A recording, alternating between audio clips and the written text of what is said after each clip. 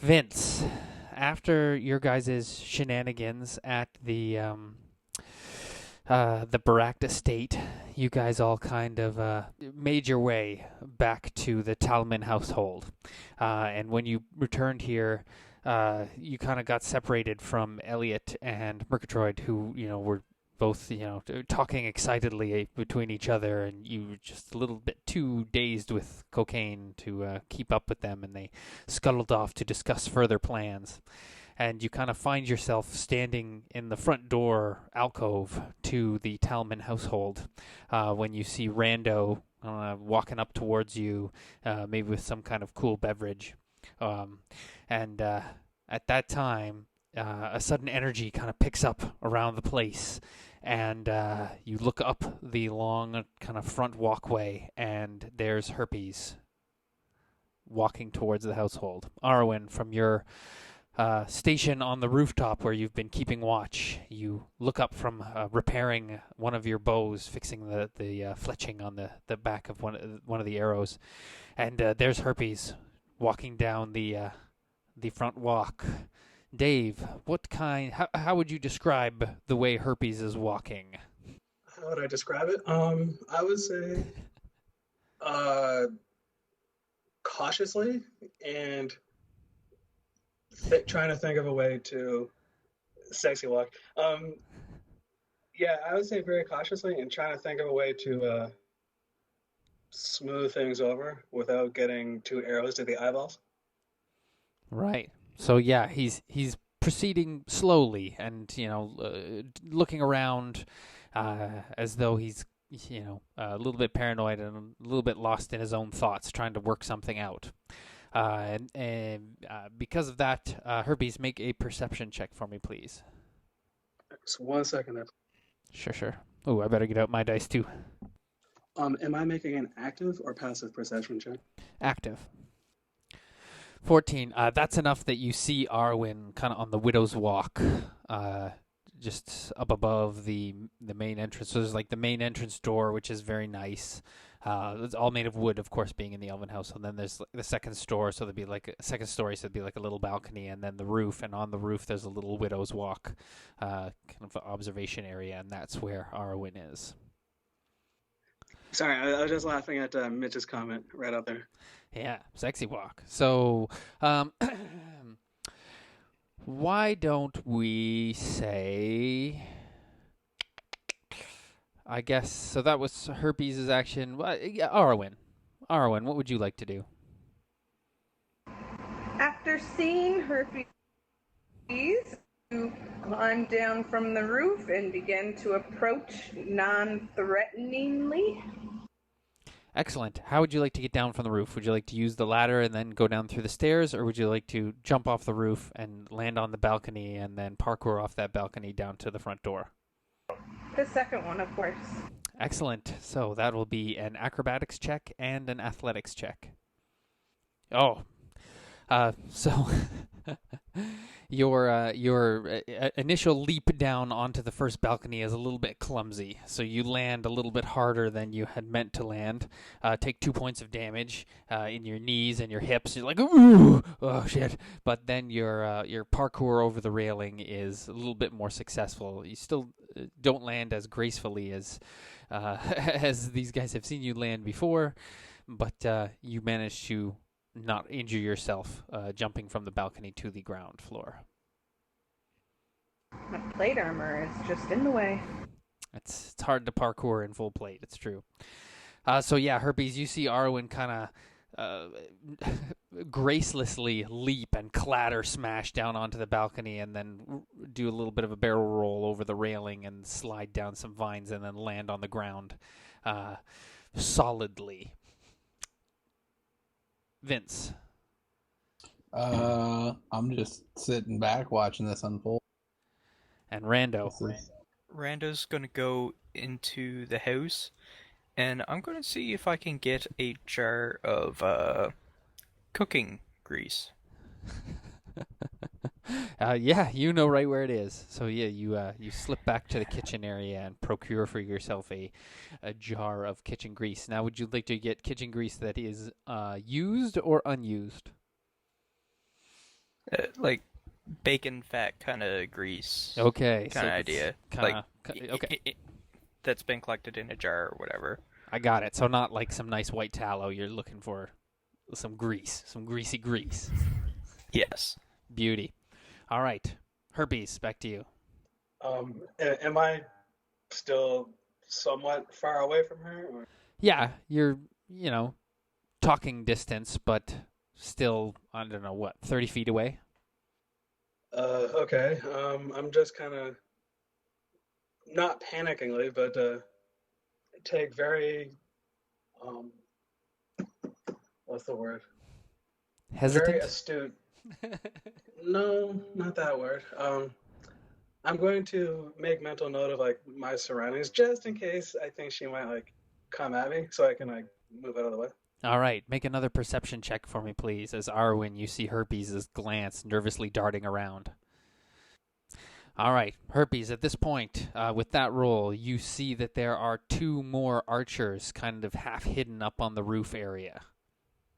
Does it look like they're trained upon me?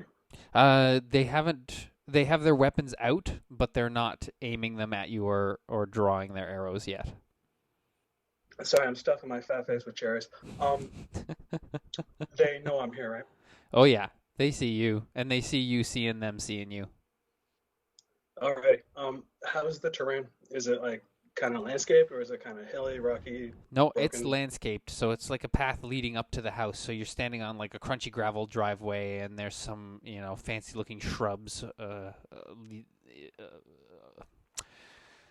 bordering the gravel driveway. But it's pretty open, right? The elves like their lawns and their trees and their gardens. There are no features in this walkway. So, like the Baract household, where they had fountains and koi ponds and things like that, not so much here. Here, it's just nice manicured grass, well kept, and all the shrubs and everything are shaped and cleaned. And hidden Hatim is here too. Excellent. How you doing, Seth? Yo. Perfect timing. So, Hatim, you kind of you were in the kitchen grabbing a little late snack as this stuff was about to go down, and you see Rando, the house elf who's been taking care of you guys, come in and go to behind the sink area and grab a tin pail that's there, and check the inside and give it a little bit of a nod, and then heads busily back towards the front door, probably giving you a look like it's about to go down. Herpes gonna die, son. And it's kind of good that you just showed up now because Hatim's been out of it for a little bit too. So, did we lose you right away, Seth? I think we did. Yeah. So what's happening with Hatim is it's kind of coming on the end of the day here. You guys have been on edge, waiting for Hatim to come, waiting for Herpes to come back, and Hatim just kind of stepped into the kitchen to grab himself a little bowl of some of this delicious elfie granola that they are cooking up here. And crunching, munching down on some of that when Rando, the house elf who's been hanging out with you guys, kind of hurries into the kitchen and grabs a tin pail from behind the sink area. And checks it out and gives it a nod and then gives you a look like shit's about to go down and then heads back to the front door. Would you like to follow? Yeah, I'll be following him for sure. Excellent.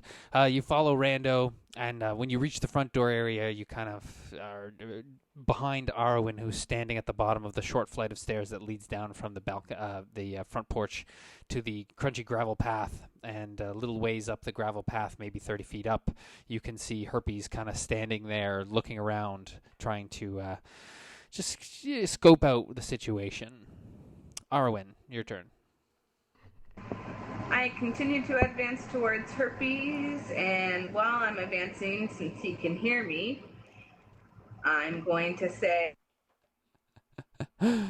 Oh shit, you cut out just as you started to say what you were going to say. man. Okay. I said, Herpes, I'm surprised you would show yourself here. Have you come to turn yourself in? So as she approaches me and she's like, "Hey, what the hell?" kind of thing, I'm gonna have my hands kind of in front of me on my belt. Um, you know how? Oh, I thought I skipped over someone. So yeah, my hands are going to be right in front of me, right on my belt, kind of resting on my belt. Uh-huh. Um, you know how in the movies sometimes like when a cop is ready to pull his gun, he has his like hand kind of on the pistol there, ready to draw. I got my hand kind of ready to dart back to my mace just in case, but I'm not going to draw, but just in case. Okay. All right. So as she says that, Herpes says, "Turn myself in." No. So we're not in any Are sort we of initiative conversing? order Can here. I say? Sorry, go ahead, Crystal. Are me and Herpes conversing? Can I reply? Yes, I was just saying that we're not really in any sort of initiative order, so feel free to just jump in kind of in real time here. You know you have to take responsibility for what you've done. You are not supposed to harm any elves while you're here. And I'm sure the council will take into consideration your help in the battles, so it'll be better for you if you just turn yourself in. Yeah, about that. The second and third shot, they're on me. The first shot, however, it was instinctive and uh, heat of the moment. I agree. So what do you want to do about the situation? I don't know. Well, if you don't agree to come in peacefully, we're going to have to force you to come in, so should make a decision. Herpes, you look past Crystal to the front door of the house where Murgatroyd is kind of leaning and he makes finger guns at you. I would give him a very playful middle finger just to say, "Hey, I see you," but that might not be the most helpful thing in the current situation. Good call on the not making any sudden movements. Yes. So anyway, back to this. Yeah, I don't think turning myself in is really the best situation because they attacked us. All right, then there's no need for any more talking, I guess. Johnny, is my scroll nearby? Yes. He would attempt to use the scroll. Excellent. You give him the high sign. So I was just about to say that those of you that are standing in the foyer of the house, which is Murgatroyd, Vince, Hatim, and Rando, you see some extra guards standing in the rooms nearby, peeking out the windows. They have rope in their hands, and one of them has like a billy club. When Crystal gives the high sign, an elf leaps out of the bushes nearby and unscrolls a magical scroll. Reading in Elvin in a hurried and excited tone, he casts a spell towards Herpes. Unfortunately, the spell does not beat Herpes' will. So, Herpes, you feel the arcane energy coming out of the spell and slamming into you. You are slowed on a miss. It says target is still slowed. If you'd like to make an Arcana check, you can see what spell he was casting. Okay, yeah, for sure. I'll do that right. He was attempting to cast a sleep spell on you.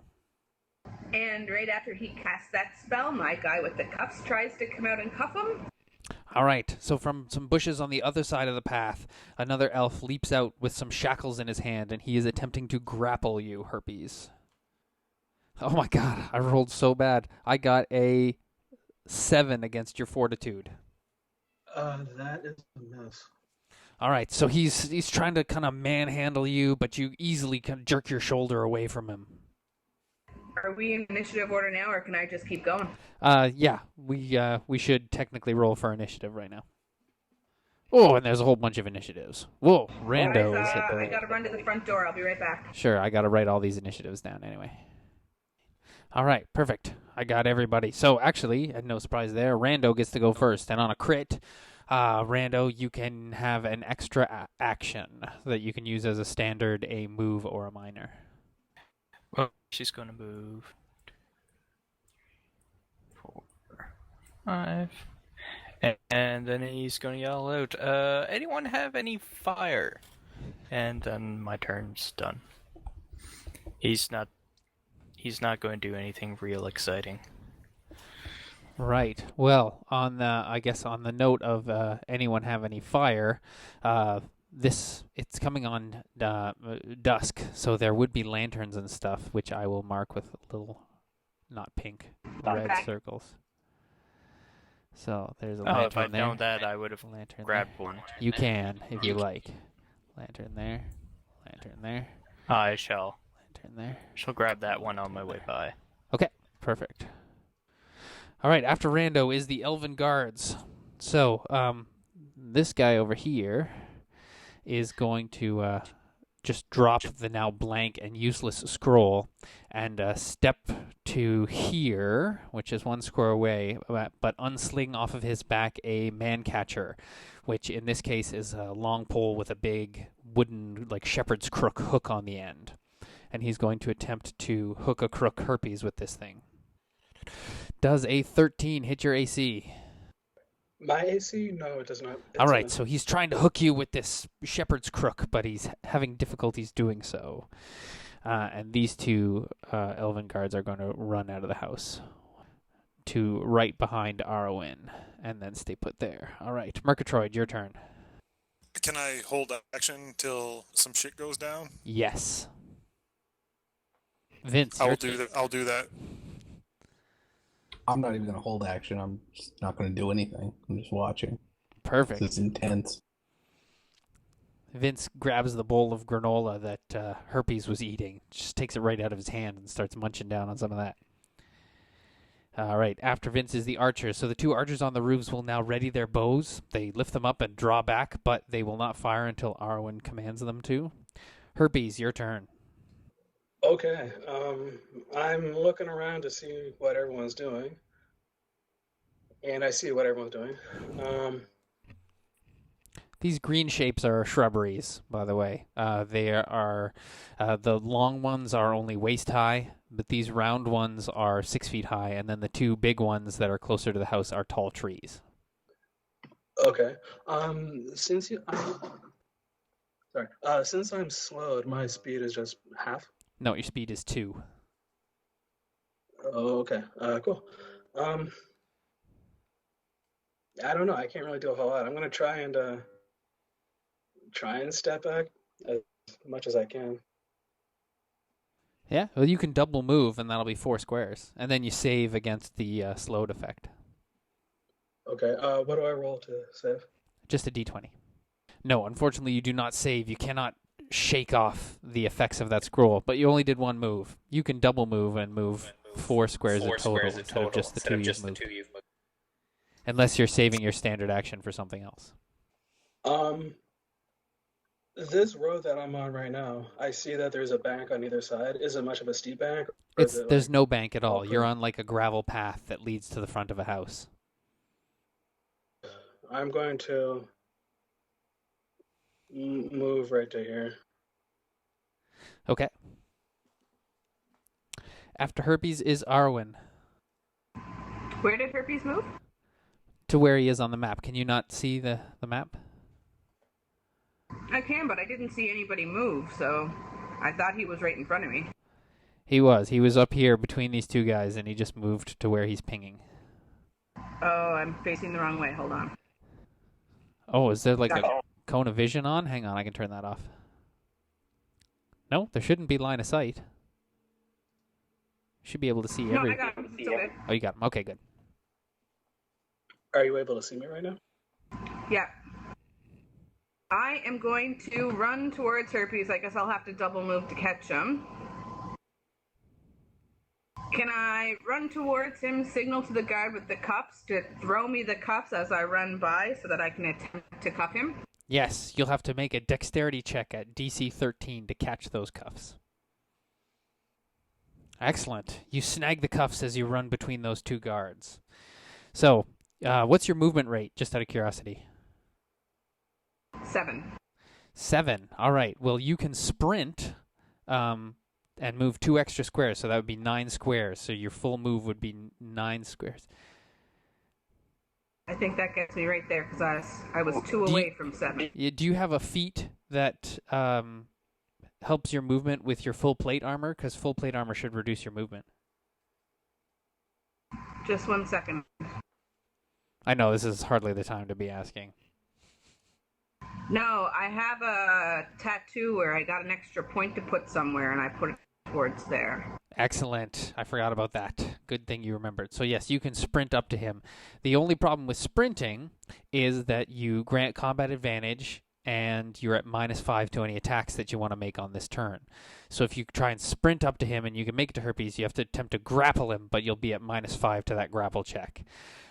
On the flip side, what you can do is do a normal move, so it would be 7, and then you can do a charge attack, which in the rule book is a bull rush, they call it, where you can charge up to him and try and kind of knock him over. But I incorporated the grappling rules into what we called a diving tackle. So if you want to move your movement rate of 7 and then do a diving tackle, which lets you move up to your full move again, which would be another 7 squares, and then at the end of that movement, attempt to do a grapple check. However, if you won't be at -5 because you just did your move. You'll actually be at +1 because you're doing a bull rush maneuver. But if you fail, you're going to be prone and he's going to be standing. If you succeed, you'll both be prone. I'm going to do it. All right. So Arwen comes charging down towards Herpes like a locomotive. So it'll be strength. So you roll strength mod plus half level +1 against Herpes' reflex. I'm sorry, you cut out. Oh, my bad. So where did I cut out? I'll just do the whole description here. Arwen comes barreling down on Herpes like a locomotive. This elf running towards him at full speed in full plate mail with a look of grim determination on her face. And Arwen, you'll be making a strength versus reflex check. So that's strength mod plus half level plus the additional 1 because you're charging against his... Oh, no. Oh, that is very unfortunate. So, Arwen, you actually make it to here. Oops, sorry, wrong person. But stepping off the gravel path, unfortunately with that critical fail, stepping off the gravel path, your foot catches on something and you bite it face first into the ground. Take 2 points of damage as your feet come arching up over your back to touch the back of your head in what the Wipeout videos called a scorpion fall. And you are now prone at Herpes' feet. The critical fail. She's a cruel mistress. Hatim, your turn. You barely contain a ooh snap as she wipes out. I'm going to just kind of observe as well. All right, you reach over to the bowl of granola that Vince took from you and take some back and crunch some up in your own mouth. Rando, your turn again. Okay, I'm just gonna try to get closer and stay out of line of fire. All right, Rando's moving closer. The elf guards. This one will go and attempt to grapple Herpes, and this one goes and pulls Arwen to her feet. So he uses his standard to get you up, so you don't need to sack your movement to do it. All right, this guy's going to attempt to grapple Herpes. Critical success. Herpes, you are grappled and cannot make an escape attempt on your next turn. Or no, I'm going to say that he grapples you and then does an additional thing, which in this case is going to be to get you into a arm lock. So he grapples a hold of you, twists you around, interweaving his arm around yours at the joint of the elbow, applying pressure to the back of your shoulder with his hand and lifting your wrist up. He holds you in an arm lock. He's not going to do, so he's only going to do non-lethal damage. So you take 4 points of non-lethal damage, which I don't think is enough to knock you out. But you are weakened. Save ends. Murgatroyd, your turn. Oh, yeah. Can I charge the popcorn? Yes, you can charge the popcorn. Okay, I'll try to ram some in my mouth. All right, so the three of you are kind of hoeing into this bowl of granola, snacking down on the lovely toasted nuts and crunchy bits of dried fruit and other delectables. The bowl is rapidly running low, but you're having a little snack anyway. Vince, your turn. Same deal. Excellent. Popcorn. Vince palms another handful of this tasty Elvin snack and chomps some back. The archers continue to hold, awaiting Arwen's signal. Herpes, your turn. So you can attempt to escape this guy's grab, but you are weakened. Weakened just means you do half damage with any physical attack you do. Killer. Okay. Kind of, try to look up towards Arwen as best I can without breaking my own neck. And I say, you want to get these guys off me? This really isn't necessary. When you're ready to surrender. If you'd like to try and escape, it is your athletics or your acrobatics. I say, I say, I'm not going to surrender. I just want to talk and try and smooth things out.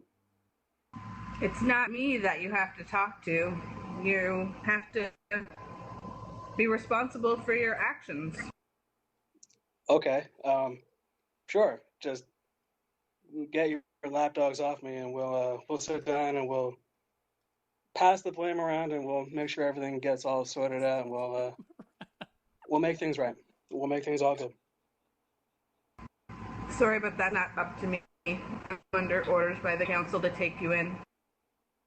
Well, obviously I came. Herpes says, obviously. So just get your guys off me, and we'll go sit down. Go talk. Just get them off me. That's all I ask.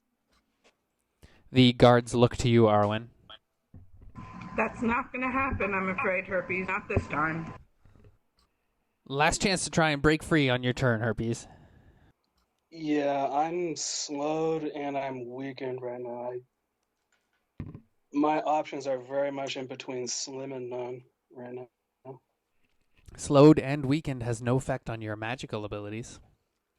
True, but I've got 1, 2, 3, 4 elves directly around me. Arwen is there as well. I have 2 elven archers up there, and mates who have no desire to help me, so I'm in no position to fight right now. All right, so you give up?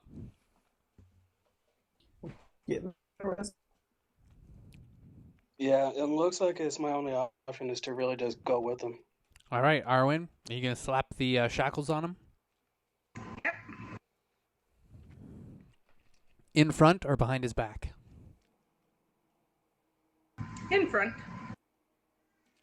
That's very generous of you. I haven't known you that long, Herpes, so I'm not sure if I can trust you, so this is for my own protection. Don't take it personally. I'm not mad at you. Herpes, when the shackles clap onto your wrists, you feel like they have some sort of magic dulling effect built into them. Can you please roll a 6-sided dice? 2. So while wearing these shackles, you are in the same effect as a low mana area. So all of your magical spells are half as powerful. So the ones that do damage do half damage. The ones that have effects do half the effects. The ones that have durations have half the duration.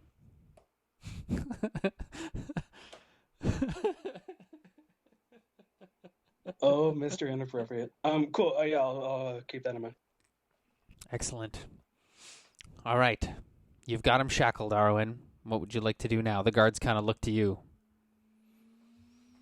All right, I guess we're gonna bring him in and see what his punishment is going to be, but I'm going to suggest, because of all the help that he gave the elves, that they just exile him from this area. All right. So, as you are walking with Herpes shackled up, you get to the end of your property here, where it opens out onto the main kind of thoroughfare roadway, we'll say, which branches off in a couple directions and whatnot. Hey, Johnny. Yes?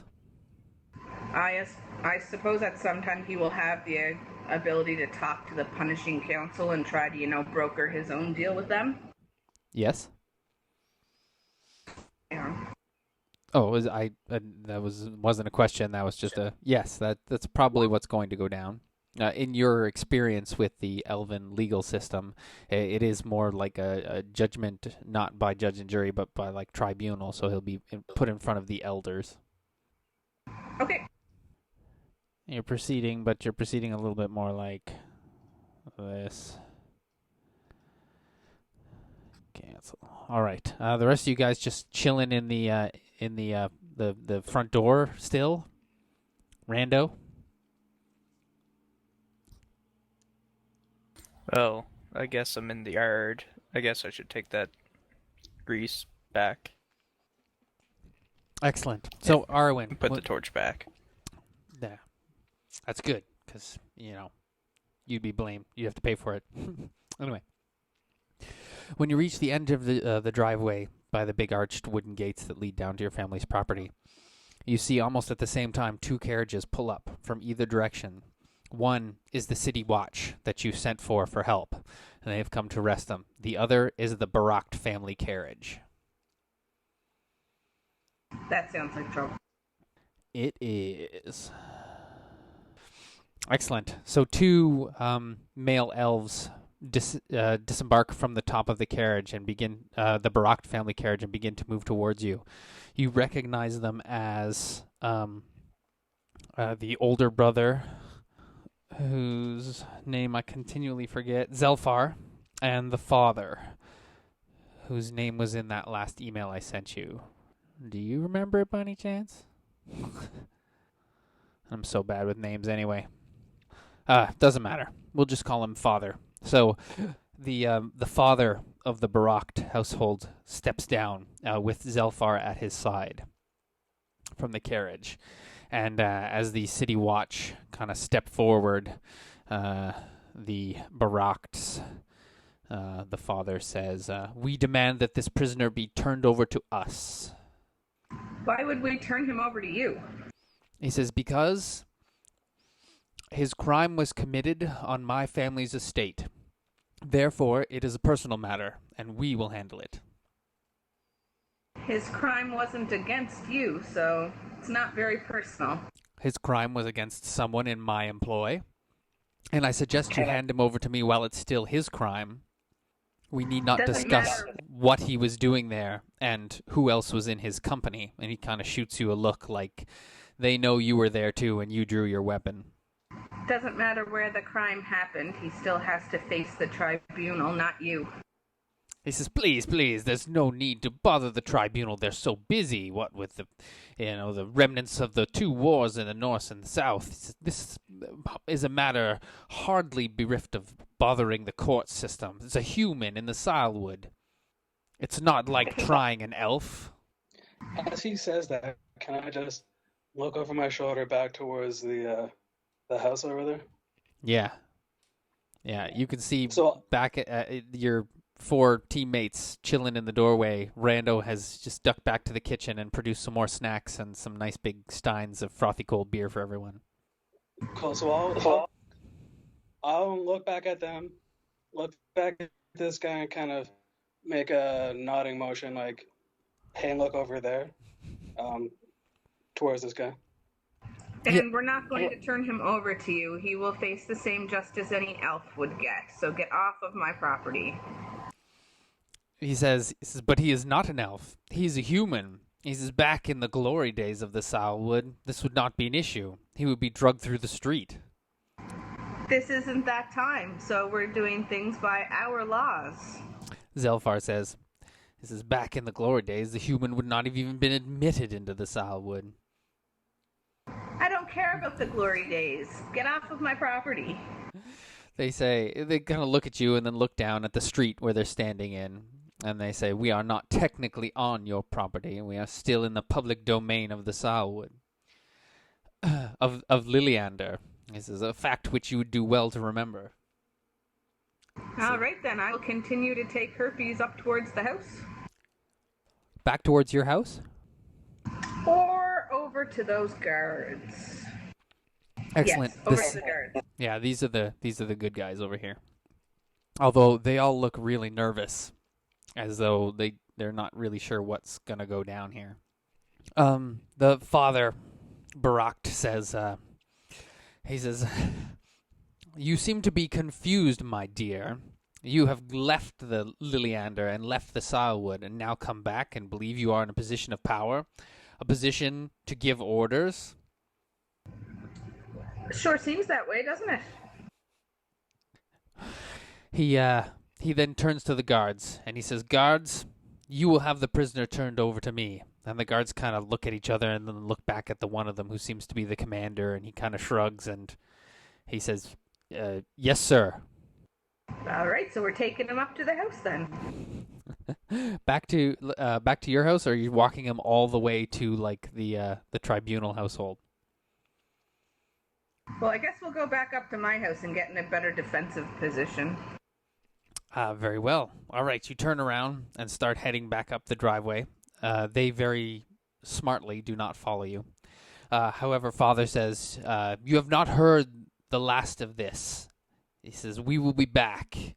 It'll only be a matter of time, and you will be welcoming us onto your property and willfully handing over the prisoner." I give them a sarcastic wave goodbye. All right. They mount up into their respective wagons, and both of the wagons take off, heading into town towards the big kind of whatever be the town hall kind of building. How far is the tribunal from here? That would be the town hall building. Oh, come on. They're going to talk to the same people you were going to go talk to. And unfortunately, they're going to get there first because they have horses and wagons and stuff. Let me guess, they have the tribunal in their pocket? It could be.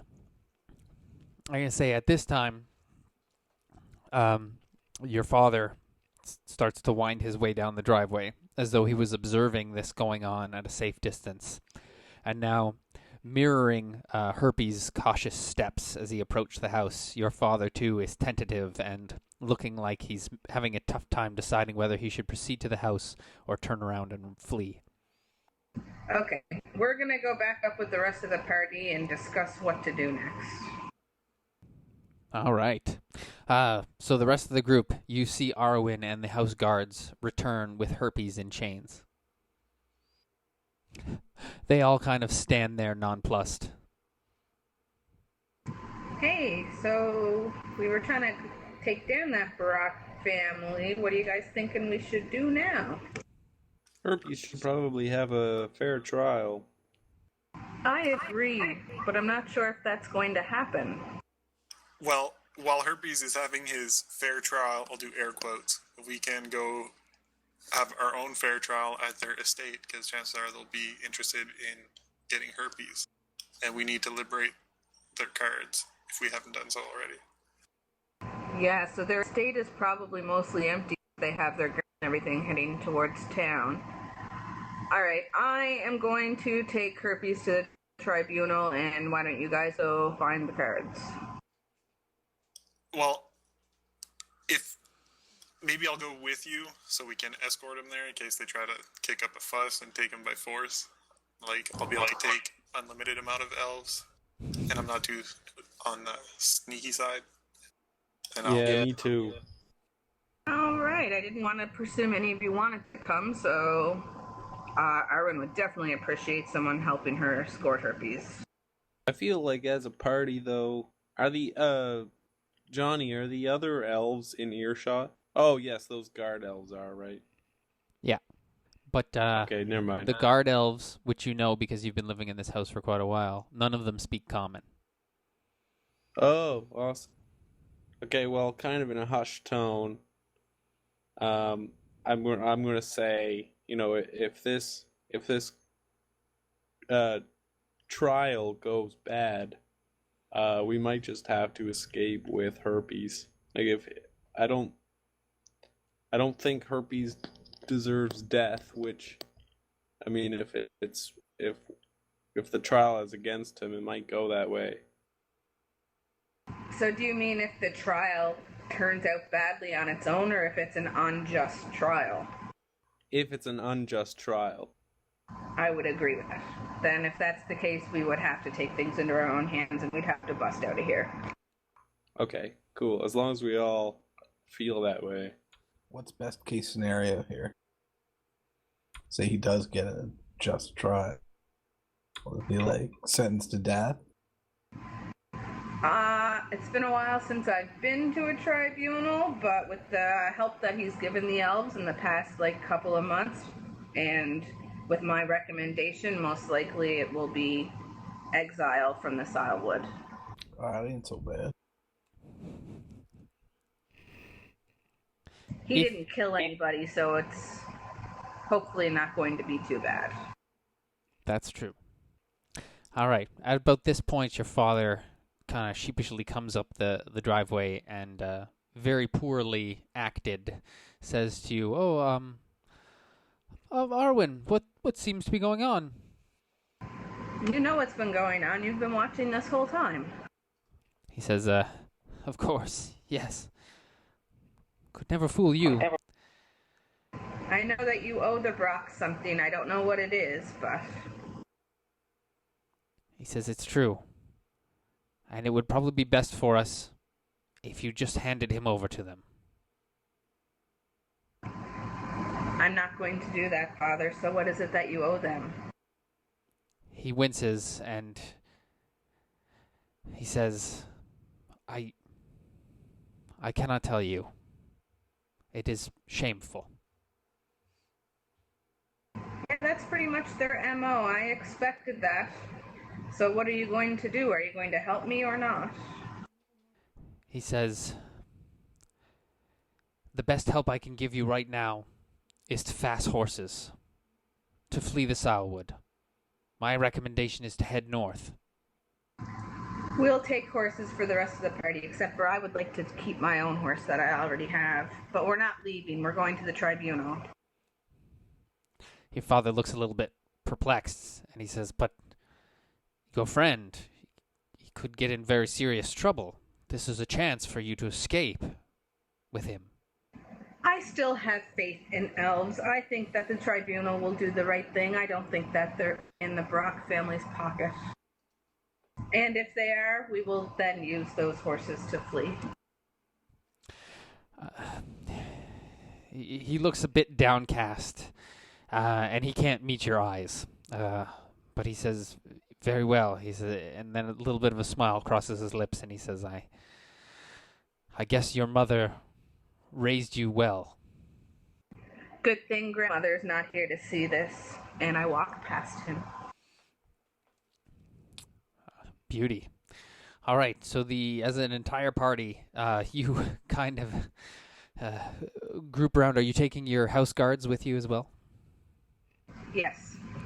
All right, all grouped around. I'm going to ask them to come. I'm not going to force them. No, they'll do what you say. Rando will accompany her. Right on, Rando. Would you like to grab some sort of weapon? I have a torch and I have a jar of grease. Perfect. Excellent. So, as a group, you all begin walking and escorting Herpes into town towards the large town hall building, which is impressively made out of multiple trees that are kind of grown and woven together, much like all the architecture here in Liliander. It's very natural, all organic. If the houses are made of wood, then it's done very tastefully and respectfully. This building is the largest and grandest building in all of Liliander. It houses those representatives who are kind of in charge of the society, although they are ruled over by a democratic body as opposed to one infallible leader. So unusually at this time of the night, the building is open and the lights are all on. You can see both the Barak family carriage is parked outside and the other guard carriage. There are also, there's people, elves. There's elves milling around as though they can sense that something's about to go down.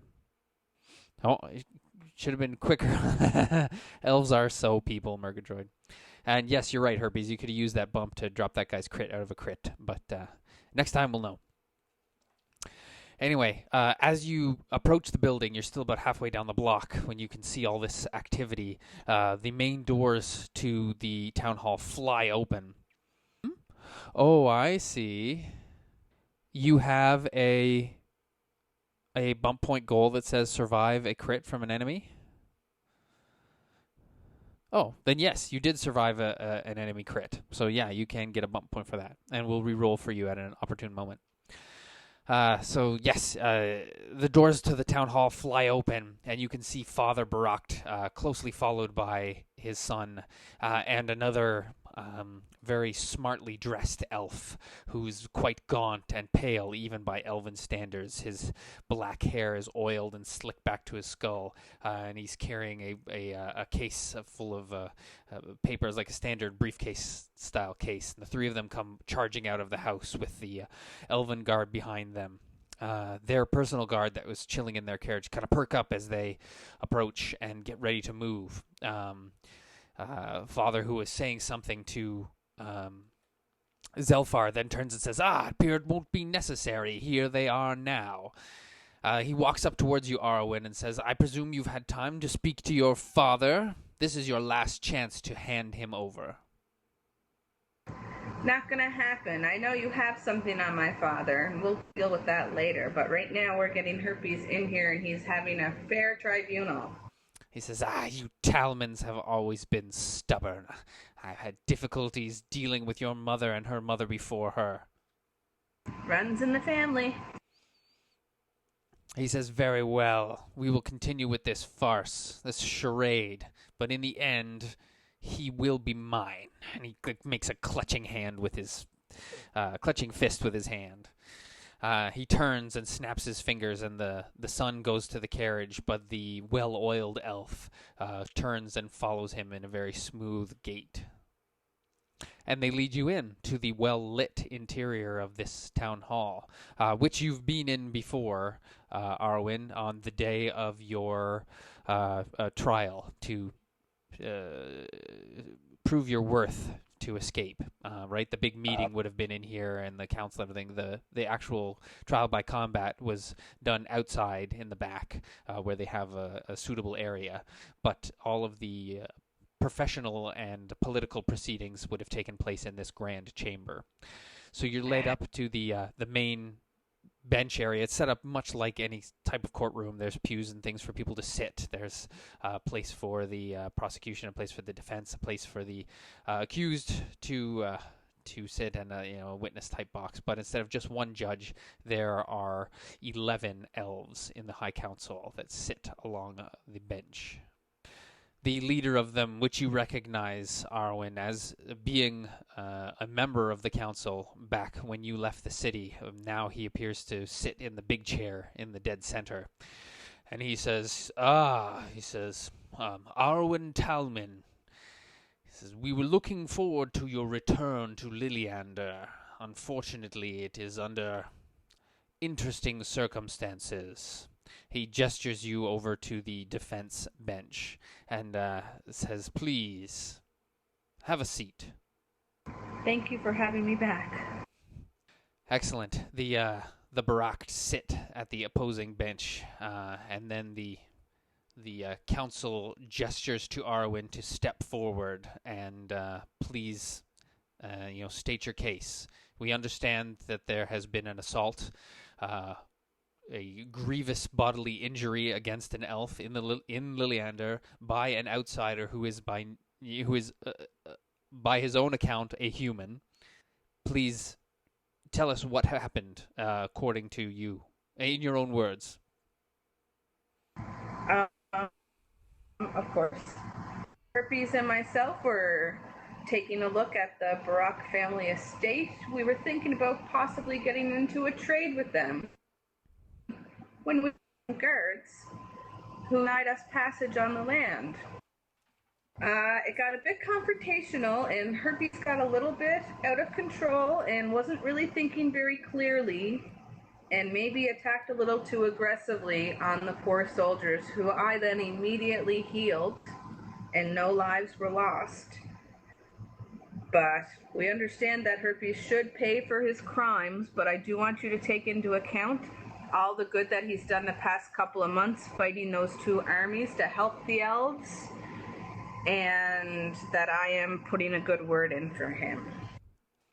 The leader of the tribunal says, yes. He says, we are very aware of Herpes and the other Rod Stewart's valiant aid in the north against the undead army. It's at this point that you look along the assembled council members, and you recognize one of them as being one of the Elvin generals who was on the wall with you guys, and he kind of gives Herpes a little bit of a nod, like he remembers how big of a help you were. The very slick-looking elf steps up, and he says, a few questions for you, Miss Talman. He says, if you were indeed interested in getting into some sort of trade, you say, with the Barak family household, why did you approach the servants and delivery gate in the back? Why not approach them by regular means? You weren't making a delivery. No, I'm afraid we didn't mean to approach anybody at all. We had never been on the property before, and we were a little bit lost. We were kind of just wandering around, and we bumped into them. He leans over to the father, who then says something, and he says, never been on the property before. None of you and your fellows, the Rod Stewards, he says with no little derision in his voice. Well, we were there briefly during a party, but it was late and we had been traveling and it was dark and it looked very different in the day. Right, so you have been on the property before? Yes. Very good, very good.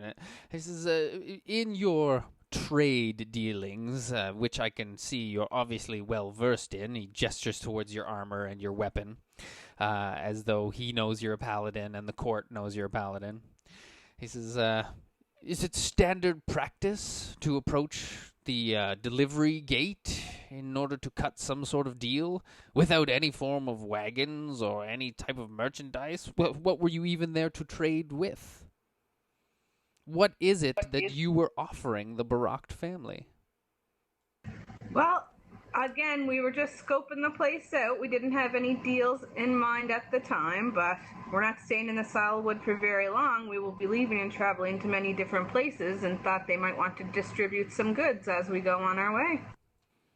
Again, we asked the guards to point us in the direction of the Brocks, but they just demanded we leave. They would not let us meet with anyone. Oh, well, that's no surprise. It is their job. They are only there to let authorized tradesmen make deliveries. Everyone else, they are specifically instructed to tell to go away, in no short words. I'm just curious, on the day in question, during the incident, who was the first aggressor? That's a very good question. Right, because according to the guards, who we've questioned, and he kind of gestures over, and you see them sitting in one of the pews over there looking really sheepishly. They can't make eye contact with you either. He says, according to them, you, Miss Tellman, were actually the first one to draw your weapon. I did request that they stand down several times, and then I did attempt to non-lethally disarm the guard. Stand down from their post and just allow someone to wander onto the Barak family household? They would be dismissed. You are asking these men to risk their jobs. Well, they didn't say anything about that. He says, very well, that's fine, that's very fine, that's fine. Let's just say, for instance, that it was all justified. You drew your weapon for whatever reason, they readied their weapons to defend. Somehow, in some way, shape, or form, a combat was initiated. Do you think it was justified to escalate to magic-based attacks in a fracas such as this? I do not. Oh, you do not? So you think that your friend jumped the gun, I guess there's no such thing as guns. Your friend escalated far too quickly and perhaps therefore turned the situation into something more dire than it needed to be. A scrap in the streets ends perhaps with some scrapes and at worst a broken bone, but these magic attacks are quite devastating. He says, look at this poor man. He gestures to the guard who's the side of his face and everything is still scarred from the acid burns. He jumped the arquebus, yeah. My traveling companion is more used to different combat than this. I believe he was not in the right state of mind. He felt he was being attacked and he was defending himself. But his attacks were unjust, and that's why we're here. This is why I brought him to the tribunal to face whatever justice they bestow upon him. He says, good. He says, very, very good. He says, you have presented your case well. Your friend should be quite happy that he has someone on his side who speaks so clearly and so righteously in his favor. He says, now, though, I would like to speak to the accused himself. No, the greasy guy is not part of the Baract family. No, they were speaking in Elvin. But now he switches to Common and gestures for Arwen to sit and says, please, Mr. Herpes, is it? He sends a... No, elves are too posh for that. No one's going to laugh. I guess the Baracks would laugh at your name. It's actually pronounced Herpes, but Herpes is fine. He says, oh, do beg my pardon. Herpesh, step forward. So, Mr. Herpesh, we do not normally allow humans into the Silewood, let alone into the capital of Leander. And you understand that you are here strictly under the auspice and care of Miss Talman. He gestures towards Arwen. It was strictly by her vouching for the character of the Rod Stewards and promising to keep you all under wraps that you were, and your party, he gestures to the rest of the Rod Stewards that are assembled there, allowed to enter. He says, by rights, any fault that you committed, she also committed by being the one to vouch for you. A slight snicker goes up from the Father Barack, right? More like a humph, right? He says, how am I going to say this? Man, I suck at legal draw. I should watch more courtroom shows to prep for this. He says, Mr. Herpesh, he says, why, we would like to know, did you escalate to magical attacks against these guards who were simply doing their duty and keeping strangers from entering unlawfully into the Baract family estates? I'm just trying to think of a really good response. Fair enough. A silence descends over the courtroom while Herpes marshals his thoughts.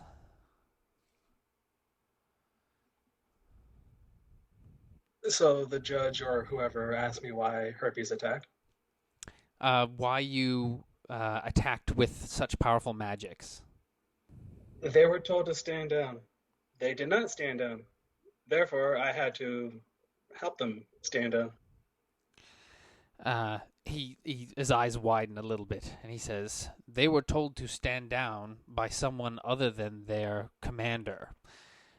He says, imagine someone trying to break into your home, and you had guards, and the person trying to break in told them to stand down, and they simply stood down and allowed the intruders ingress. He said, how would you react? I am really trying not to be Dante right now.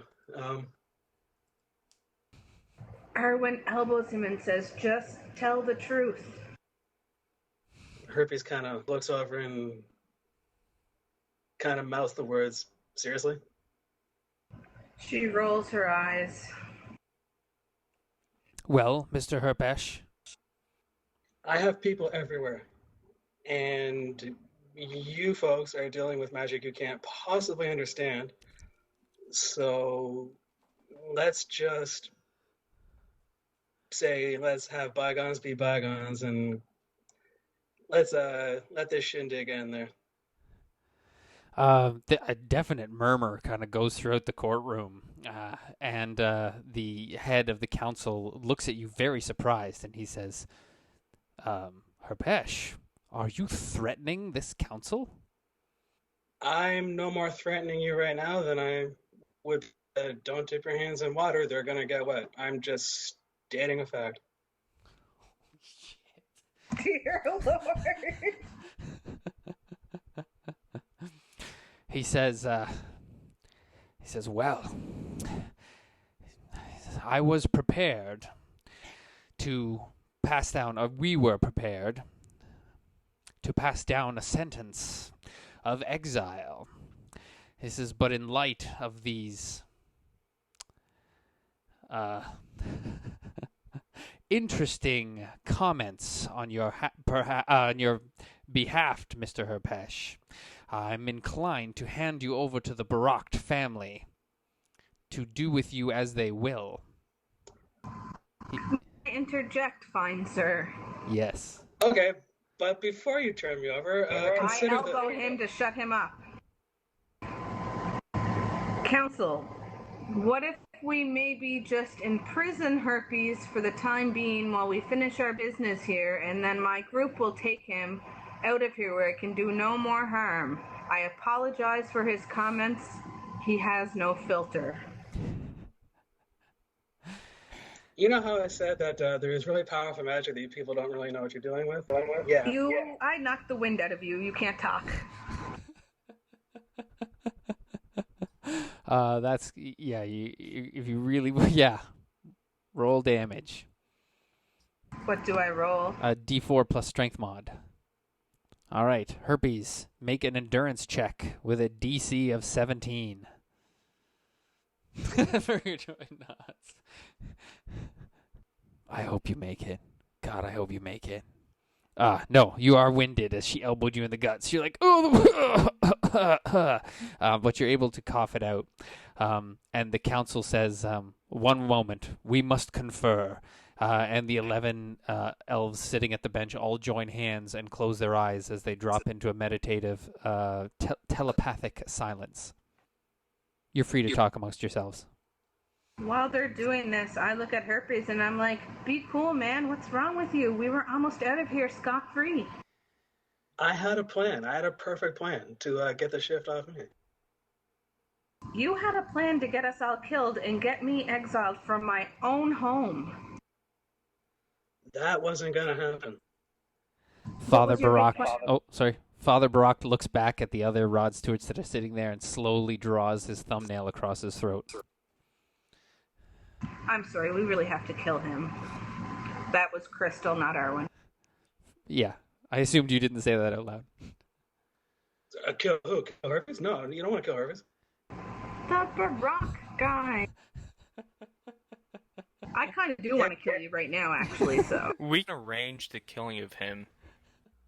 I feel our time will be a lot easier here if we take them out so that the people in town will not be owing them favors and hindering everything we do. Are the other rods here in the courtroom, or are they still milling about? Yeah, everyone who's here is here.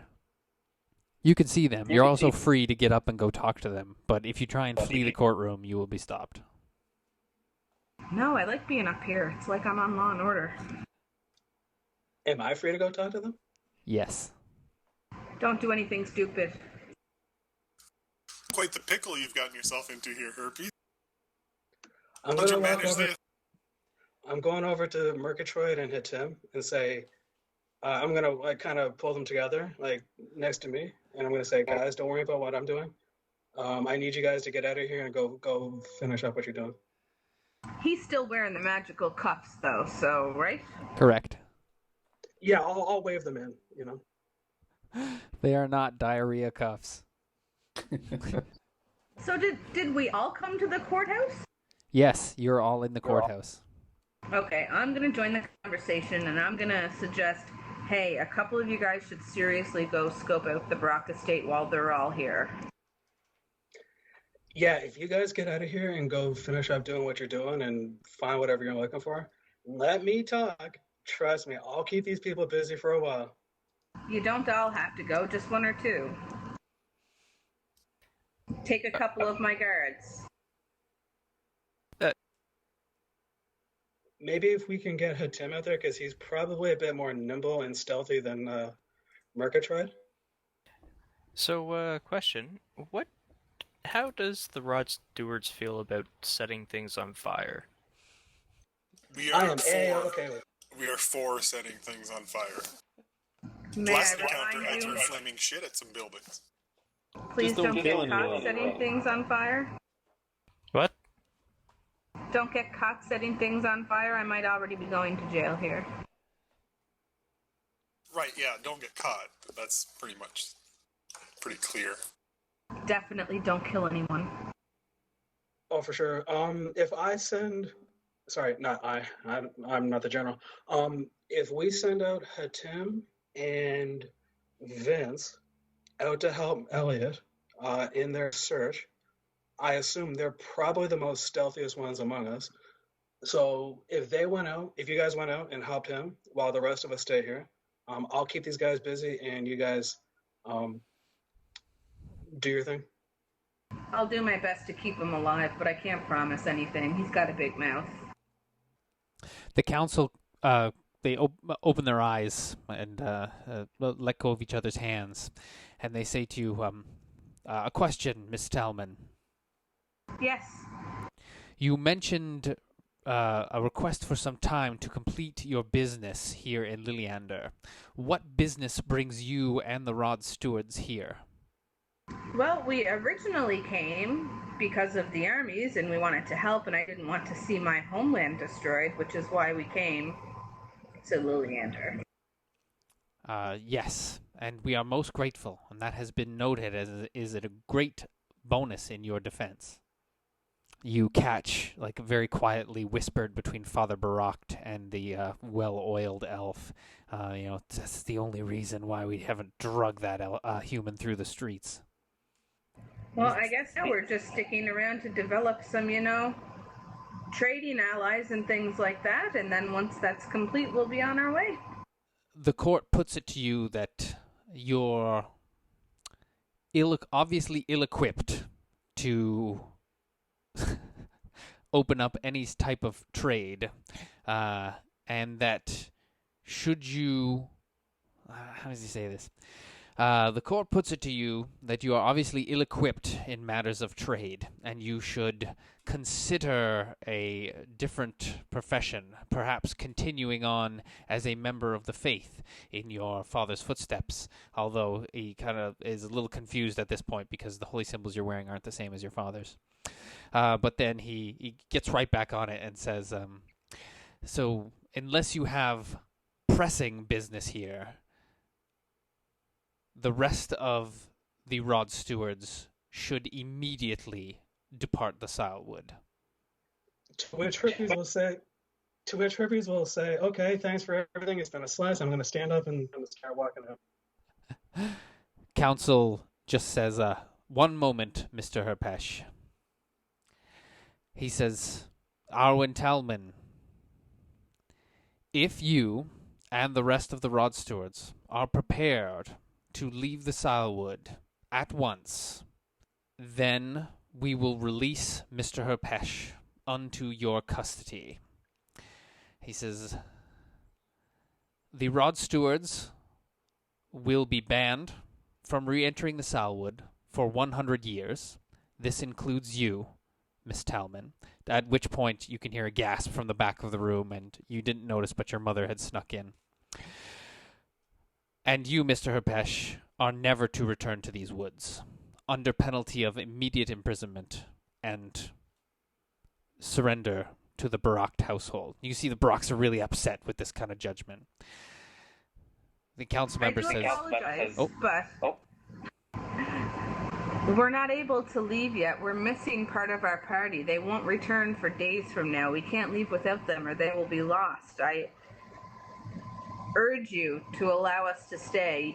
We can keep Herpes in jail. We can make sure he doesn't hurt anybody. The rest of the party has done nothing wrong and has been a great help to the elves in their time of need during the war. He says, one moment, we must consult. And they rejoin hands and re-enter their state. Feel free to talk amongst yourselves. The Barakts are fucking pissed. Listen, Herpesh, shut the crap up. You are not helping the situation. I am really trying to buy us some time. While you are doing the opposite of buying time. You've now gotten us all kicked out of the Silewood. We'll live, and that's the main thing. We were gonna live before, so that's not the main thing. Instead of just being you kicked out, you've kicked everyone out. Congratulations. Even Jack is upset. Rando. I'm not Jack. Oh, sorry, who am I talking to? Your servant! Oh, I'm sorry. I am offended, and I'm only a servant! Come on, same voice. Hardly do I moo. I apologize, my loyal servant. I will reward you once we get back to our manor. That ain't gonna happen. Bitch, you ain't my boss anymore. Well, Come on. you're half right. Council reawakes from their trance. The council addresses you all and says, taking into account your actions in the north that were so beneficial to us, as well as the various other good deeds you have performed in the city, and your family's good standing, and the history of the Rod Stewards, as well as your own clerical training and upstanding moral character, Miss Talman. Our final judgment is thusly. We will give the Rod Stewards 10 days to finish up your dealings here in Liliander. During that time, Mr. Herpes will be kept in custody in our secure facility, and the rest of the Rod Stewards will be under house arrest at the Talman household. The only one who is going to be allowed to leave will be you, Miss Talman, and that will be only under the supervision of our guard. At this, the Barak father stands up and he says, Your Honor, this is hardly fair. He says, they perpetrated things on our household, and we greatly fear that they will attempt something like this again in the future. They seem to have it out for us for some unknown reason. We are the victims here, and we demand recompense. To which the judge says, very well. He says that, Miss Talman, you will only be allowed to exit your house and conduct your final dealings under the supervision of guards of the city, as well as 2 guards assigned by the Barak family household. In 10 days, regardless of whether or not your dealings are finished, you will be expeditiously escorted to the northern borders of the Salwood Forest. There you must quit this place, and the previous ruling on terms of exile stand. Mr. Herpes, you are no longer welcome here in the Salwood. The rest of the Rod Stewards may not return for 100 years. You included, Miss Talman. I appreciate your leniency, and I request a moment of the council's time alone. They say, very well, you may step forward. When you step forward, the council kind of rolls up one sleeve on his hand and makes a gesture, and you can tell that he's cast some sort of silent spell, so anything you say now cannot be heard by the rest of the group. I want to discuss with you the Rock family. From my research, I found out they are causing quite a bit of problems in our town. There is some serious eye-glancing and exchanges of looks between members of the council. Even with your passive insight, you can tell that some of them have very guilty expressions on their faces, and others have very angry expressions on their faces, as though this is a bone of contention between them, as though several rulings have been overturned, and several members of the board are obviously on the payroll. It's difficult. The head of the council. Go ahead. The head of the council says yes. He says the Barak family household does not always behave in a way that is. And one of the other guys kind of interjects and says, "Be careful, Your Honor." And he says, "Yes, the Barak family household is not strictly speaking Elvin aristocracy. However, they have not perpetrated any convictable crimes. He says, should you have legitimate and defensible evidence against them that you could present before this court, please do. And something could be done. I didn't want to say anything in front of them, but that's the reason that we want to stick around. We want to find out what they're up to and make sure that they can't keep doing what they're doing. So, with your permission, I would like you to grant the Rod Stewards permission to continue investigating without their knowledge for the next 10 days. There's a little bit more communication between them, and he says, unfortunately, we cannot allow non-elves that are under suspicion to roam about the city. He says, you and perhaps the Eladrin of your group can be free to exit the household, once again under supervision from the city guard.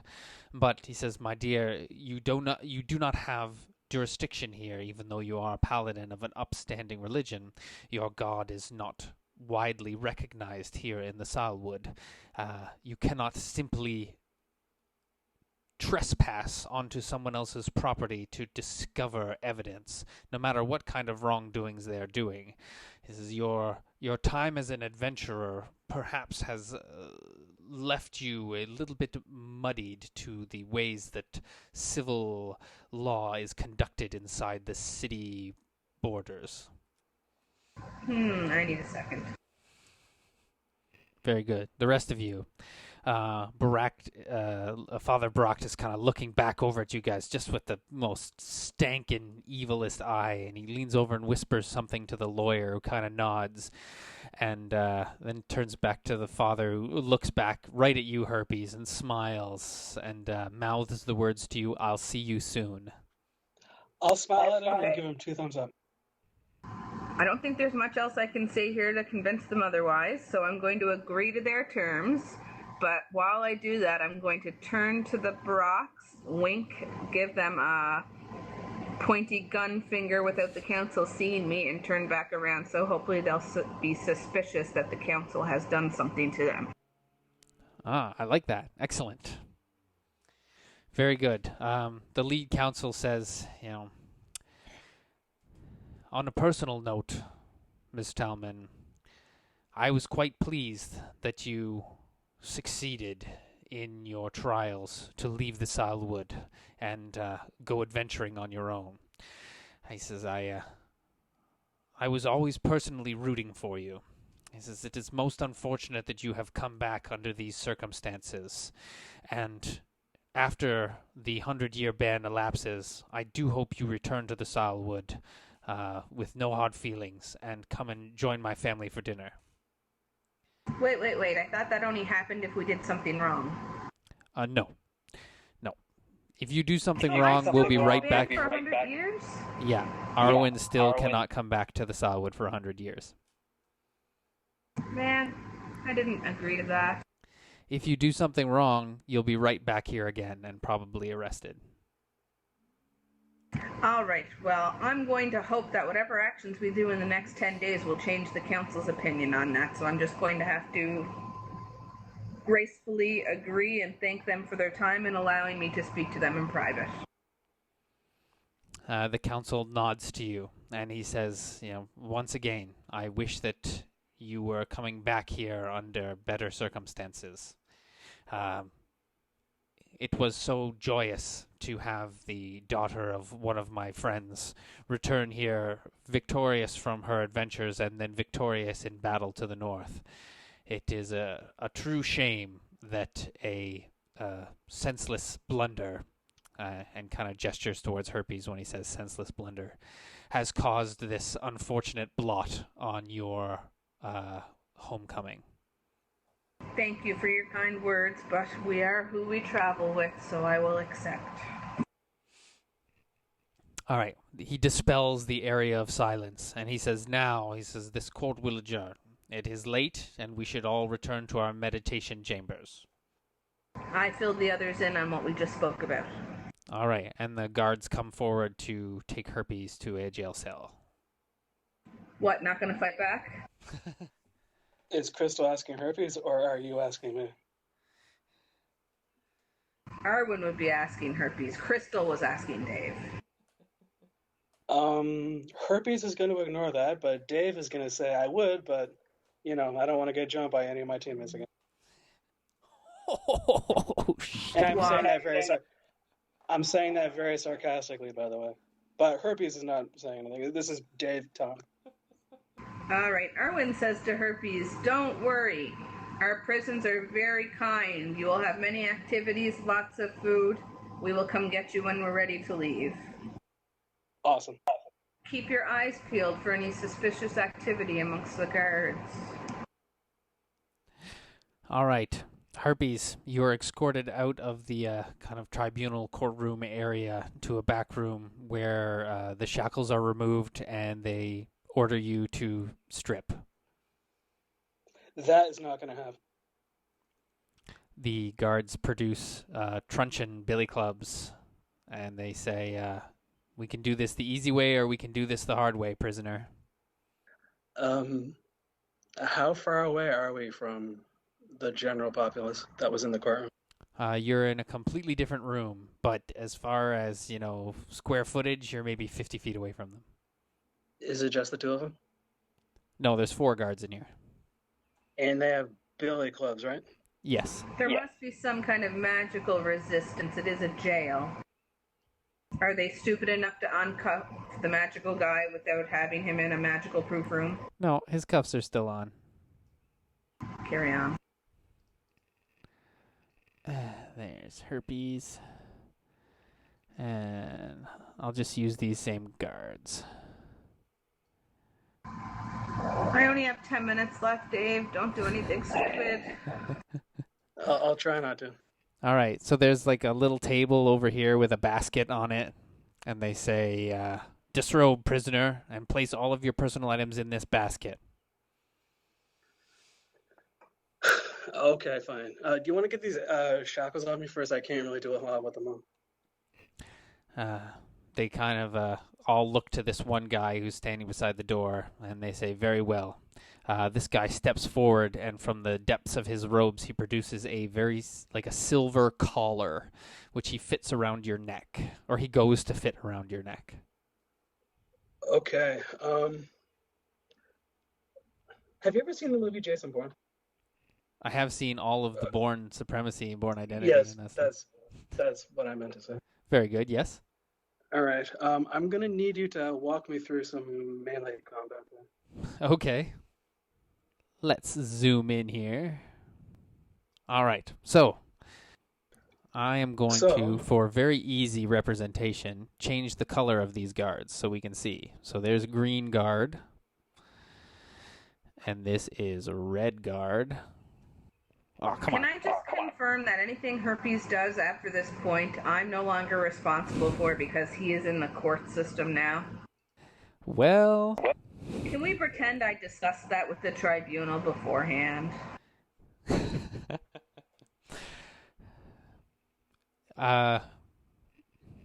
get the general vibe that might be the case, but others, like the Baraks, may argue that you brought him here. Are we close enough to the room to hear what's going on? Unfortunately, no. The room is quite soundproof. All right, I'm going to hope these guards are adequately trained. Carry on. All right. So, oops. There. That's what the room looks like. So, green guard is the one who's, stepping forward to place the collar around your neck. Does he unshackle my cuffs? No, they're not going to unshackle you until the collar goes on. Okay. Does it look like any of them has like one of those old school, big loop rings hanging from the belt with like a million different keys on? That's a good question. Yes, one of them does have a key ring hanging from his belt with a dozen or so skeleton keys hanging from it. I'm going to say that is Blue Guard. Shit. I hope I know what I'm doing. Okay, so I'm going to... When the green guy comes in and tries to put that around my neck, I'm gonna kind of grab him and try and headbutt him right to the face. Perfect. So yeah, he's just kind of walking towards you with the thing out. You whip around, reach out, grab a hold of him, and go to make a headbutt. So that's a basic melee attack, which is strength mod plus half level. I'm going to say that you're surprising him, so you can get +2. Oh my, that is a hit. So I believe a basic melee is 1d4 plus 2, I believe. I think that's what it has right on my sheet. Yep, 1d4 plus strength modifier. Oh shit! Was it for the last one? Was it mod plus half level for the first? Yes. Okay, cool. Never mind. Excellent. Yeah, you drive your forehead into this guy's face, and you hear the crunching sound as his nose breaks and some blood squirts forth from one nostril. Immediately, they all leap into action. So I'm just going to have you make an initiative roll, please. 25 for your initiative. Nice one. Yeah, so 20. I'm pretty sure you're going first. Yeah, you're going first. So I'll say that was the surprise round. So you can go ahead and act again. Okay. I assume my mace is still hanging from my belt. It is. Would it be a minor or a standard to take it and a minor? All right. So with my minor, I'm going to take the mace from my hands, from my belt into my hands. And for my standard action, I'm going to swing at the next guy. So red guy, I think. Or maybe orange. Yeah, he's red. Is there any way Erwin senses something is awry? I'm afraid not. The doors between this room and the last are quite heavy for this very reason. Usually it's the guards beating up the prisoners so that the court can't hear. Well, go ahead. Make your mace attack. All right. That's a hit. Roll damage, please. Sweet Jesus, why? Excellent. You slam your mace into that guy's gut. You can hear some crunching sounds, and he barfs up a little bit of blood. Red guard is bloodied. All right. You have an action point if you'd like to use it. Yeah. Yes, I'll use it to attack blue guy right there. Okay. 13 is unfortunately a miss. So your flurry of activity, headbutting, whipping your mace out, slamming it into the red guy, whipping it around, the blue guy sees it coming and is able to dodge backwards just a little bit as the mace whiffs through the air in front of him. Then it's the green guard's turn. He tosses the collar onto the bench and draws his truncheon from the sheath that's there, and then takes a swing at you. Does an 18 hit your AC? Unfortunately, that barely makes it. All right. He does 3 points of damage as you feel the truncheon kind of clob into the side of you. So that was minimum damage, unfortunately for him. It's a minimum damage festival. All right. Sadly, yes. Red, kind of breathing heavily through the pain you've caused into his gut, grinds his teeth and swings his truncheon at you. Does a 12 hit your AC? No, it doesn't miss. All right, and then he's going to shift up into this corner here. And then blue is going to hit you with the truncheon. Does a 19 hit your AC? I'm guessing a 19 hits your AC. 5 points of damage from that guy as he slams the butt end of his truncheon into your spine. And the last one, yellow, he is going to try and grab you from behind and using the truncheon put you in some sort of chokehold. Oh, he got a critical success. So I'm going to say not only are you in a chokehold, you also take damage from the truncheon slamming you across the throat. 3 points of damage, and you are quote-unquote grappled, which means that you are... oops, wrong dude. Green is still there. Oh, come on, green. You are technically in that square now. You are held, so you can't move, and you grant combat advantage. It's your turn, Herpes. She's got you by the truncheon around the throat. I'm just thinking. I've never studied the grappling martial arts, so I don't know. Just tell me what you want to do. What I'd like to do is somehow push myself back, and in turn will be pushing him back, and then maybe doing like grabbing the truncheon thingy with each of my hands, and then doing like some kind of hip toss, shoulder toss kind of thingy to kind of just like, toss him over. You'll have to drop your mace because right now your mace is in one of your hands. All right, I'll do it. All right, so you drop your mace, you grab up to the truncheon, kind of plant your feet in the ways that you've seen people do.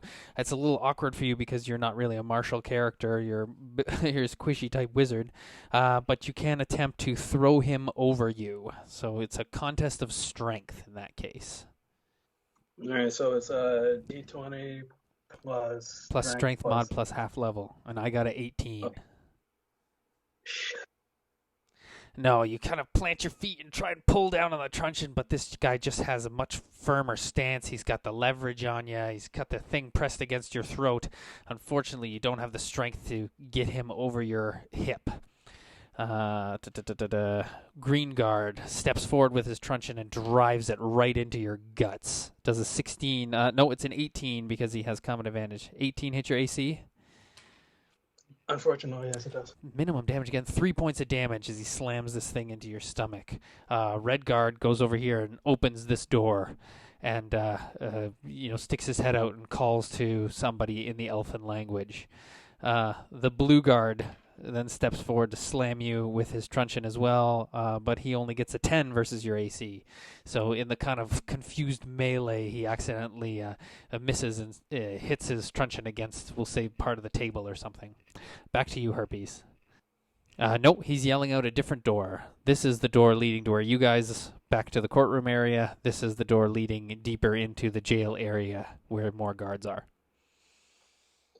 Okay, since my back is still up against the yellow guy, am I able to just like send a foot up right up the middle? Yeah. And kind of like, oh fuck. All right, here we go. Go right ahead.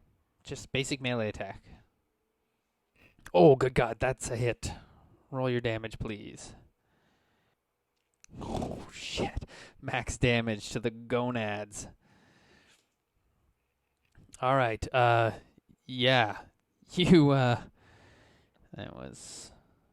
that wasn't enough to bloody him. But I'll make an endurance check against him. He is dazed, so you are no longer grappled by that guy as he kind of even drops his truncheon, which clatters. No, because you're holding it with your hand, so you now have a hold of his billy club, and he grabs his nuts and drops to his knees, making a soft groaning sound.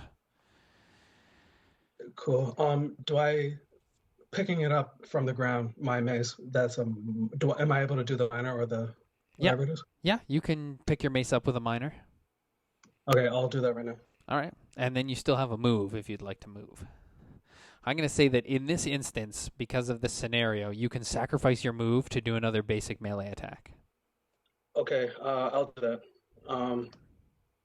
I'll take a swing at green guy right in front of me there. Okay.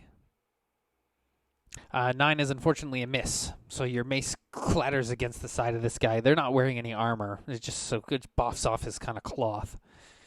And then it is Green's turn. He bats aside your mace with his truncheon and then brings it around to slam into the side of your head. He does not have CA, so that is only a 13 against your AC. His riposte is clumsy, and his attack misses you. I'm going to say Red, because he's bloodied, he actually is going to step out of the door here and just kind of observe what's going on. Blue, however, will step forward to attack you, Herpes. And he gets a bit once again. His truncheon clumps around and hits you, but it's not enough to do any damage. He rolled a 2 poorly on his attack roll. And Yellow is going to... he recomposes himself and stands up. Unfortunately, you took his truncheon, so he just kind of balls his hands into angry fists. His right hand, anyway, his left hand is still gently coddling his nether regions. Your turn, Herpes. Okay. Did you say a blue guy is bloodied? Nope, Red was bloodied. That's why he has a little bloodied icon. Okay. And it's also why he ran away. Mm-hmm. All right, so I don't really want to be pinned in a corner, so I'm going to take a shot at blue guy. All right. Good God. That's a crit. So max damage. Max damage is, one moment please, 1d8 plus 3, so that's 11 points. Jesus. Is your mace or whatever magical? You get another d6 for that shit. No, it's not magical. It's just a basic. All right. But that was a devastating blow. It slammed into the blue guy and really rocked him. He was by far the toughest guy in the room, so even that much did not bloody him, but he is quite surprised that the skinny-looking wizard could deliver such a palpable hit. I'm going to say you can have a bonus to your strength check to push past blue if you want to try and push past him and get on the other side here. No, that was a crit. I'm going to say you get it. If you want to push past blue and get over here, you can. Excellent. Yeah, so just slamming your mace into the side of him, knocking him off balance temporarily. You use that momentum to slide yourself along the wall and get out of that boxed-in corner. Well done. Green kind of shouts something at you in Elvish, which you don't understand, and proceeds to attack you. Does 15 doesn't hit your AC, does it? No, it doesn't. All right, so he boffs at you again with the truncheon, but you get your arm up and kind of block the blow without taking any damage. Red continues to shout something down the hallway in Elvish, very excited, but you can't make it out. Blue turns around with just murderous fury in his eyes and swings his truncheon at you again, but rolls really badly and kind of just glances it off the wall without injuring you. Yellow, did you keep Yellow's billy club in your hand, or did you drop it? Yeah, I would have kept it in my hand. All right. In that case, he is going to run over to Red and steal his club out of his hands and then turn back as though he wants to come back and rejoin the fight. Herpes, your turn. Round 4. Awesome. I'm sorry for mucking this up there, guys. No, it's fine. Okay, I'm going to shift right to here and then take a swing at green. Okay, go for it. That's a hit. Damage, please. Max damage. Right. You bring your mace around, slamming it into the side of Green's head. You hear a crunching sound, and he falls back limply. And as he does, his head boffs off the side of the table, and he kind of crumples to a loose heap. Yellow and blue look at you with shocked look on their faces.